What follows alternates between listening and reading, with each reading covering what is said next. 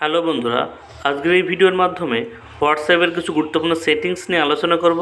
যে সেটিংসগুলো তোমরা যারা হোয়াটসঅ্যাপ ব্যবহার করো তাদের জন্য খুবই গুরুত্বপূর্ণ, এবং এই সেটিংসগুলো যদি তোমাদের জানা থাকে তাহলে তোমাদের কিন্তু অনেক সেফ এবং সিকিউরভাবে তোমরা কিন্তু হোয়াটসঅ্যাপ চালনা করতে পারবে, তোমাদের কোনো অসুবিধা হবে না। এই গুরুত্বপূর্ণ সেটিংসগুলো, প্রথমেই হোয়াটসঅ্যাপে যাব।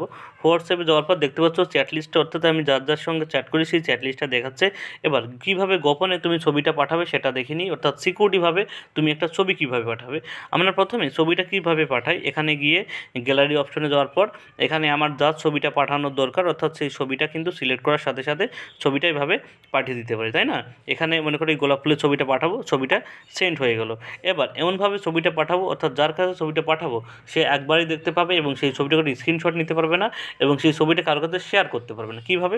ঠিক যেমনভাবে আমি ছবিটা সিলেক্ট করলাম, ঠিক গ্যালারিতে গিয়ে ঠিক সেমনভাবেই ছবিটা সিলেক্ট করব। ঠিক আছে, সিলেক্ট করব, দেখতে পাচ্ছ এই গোলাপ ফুলের ছবিটা সিলেক্ট করলাম। এবার কাজটা কিন্তু এখানে যে 1+ ডান দিকে দেখতে পাচ্ছ 1 লেখা আছে এবং চারদিকে গোল করা আছে। এইখানে যদি আমি ক্লিক করি, এখানে দেখতে পাচ্ছ ছবি, ফটো, শো, ভিউ নাও দেখা আছে। তারপরে আমি পাঠিয়ে দেবো। ঠিক আছে, পাঠানোর পর দেখতে পাচ্ছ এখানে কিন্তু আমার কাছে ছবিটা শো করছে না। তো যার কাছে ছবিটা গেল সেও কিন্তু একবারে বেশি দেখতে পারবে না এবং এই ছবিটা কোনো স্ক্রিনশট নিতে পারবে না এবং এই ছবিটা শেয়ার করতে পারবে না। ঠিক আছে, এটা কিন্তু খুব গুরুত্বপূর্ণ একটা সেটিংস এবার সিকিউরিটিভাবে ছবি পাঠানোর জন্য। ঠিক আছে, এবার অনেকেই মনে করো যে আমি হোয়াটসঅ্যাপে রিংটোনটা আলাদা করব, সেই রিংটোনটা কীভাবে করবে সেটা কিন্তু করা যায়। প্রথমে যে 3 ডটটা আছে, 3 ডট অপশানে ক্লিক করবে, এরপর সেটিং অপশনে যাব। সেটিং অপশনে যাওয়ার পর এবার দেখতে পাচ্ছ নোটিফিকেশন লেখা আছে, নোটিফিকেশনে যাব। তারপরে একদম লাস্টের দিকে যাব, লেখা আছে রিংটোন। এখানে রিংটোনে ক্লিক করার সাথে সাথে দেখো সাউন্ড অ্যান্ড ভাইব্রেশন এখানে চলে আসলো। এখান থেকে যে ফোনের যে যে রিংটোনগুলো থাকে এখানে সিলেক্ট করলে সেই রিংটোনগুলো বাজবে। এবার যদি মনে করো আমি গ্যালারি থেকে বা মাই ফাইল থেকে আমি রিংটোন সিলেক্ট করব, তাহলে দেখতে পাচ্ছ লেখা আছে সিলেক্ট ইউর ফাইল, অর্থাৎ সিলেক্ট ইউর ফাইল। এখানে ক্লিক করব। এখানে ক্লিক করার সাথে সাথে আমি যে গানগুলো ডাউনলোড করা আছে সেই গানগুলো শো করছে।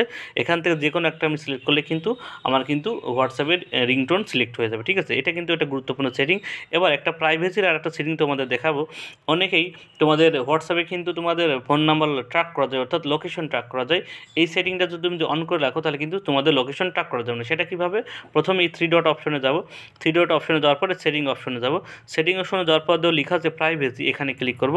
প্রাইভেসিতে যাওয়ার পর একদম লাস্টের দিকে আসবে, লেখা আছে অ্যাডভান্স। ঠিক আছে, দেখো একদম অ্যাডভান্স আইপি অ্যাড্রেস ইন কলস, এখানে ক্লিক করব। এখানে ক্লিক করে দেখতে এটা অফ আছে, এটা যদি আমি অন করে দিই, প্রোটেক্ট আইপি অ্যাড্রেস ইন কলস, এটা যদি আমি অন করে দিই তাহলে কেউ কিন্তু আমার হোয়াটসঅ্যাপের লোকেশন এবং ট্র্যাক করতে পারবে না। ঠিক আছে, এটা কিন্তু একটা প্রাইভেসি, এটা লোকেশন, এটা কিন্তু খুবই ইম্পর্টেন্ট বর্তমান সময়ের জন্য। ঠিক আছে, এটা কিন্তু গুরুত্বপূর্ণ সেটিং তোমাদের জন্য, এটা বুঝিয়ে দিলাম। ঠিক আছে, আরেকটা বলে দিই, সেটা হলো মনে করো আমি এখানে যে আমি এর সাথে চ্যাট করি, এর যে ওয়েলপেপারটা আছে ওয়েলপেপারটা কীভাবে চেঞ্জ করব, এখানে 3 ডট অপশনে যাবো। তারপর দেখা যাচ্ছে ওয়েলপেপার লেখা আছে। ওয়েলপেপার লেখা বিভিন্ন রকম ওয়েলপেপার তোমরা দেখতে পাচ্ছ এবং তোমার ফোনেরও এখানে দেখছো মাই ফটো, অর্থাৎ গ্যালারি থেকেও তুমি কিন্তু তোমার ইচ্ছা মতো তুমি কিন্তু ওয়েলপেপার দিতে পারো। মনে করো তোমার গার্লফ্রেন্ডের ওয়েলপেপার দেবো, তুমি তাও দিতে পারবো।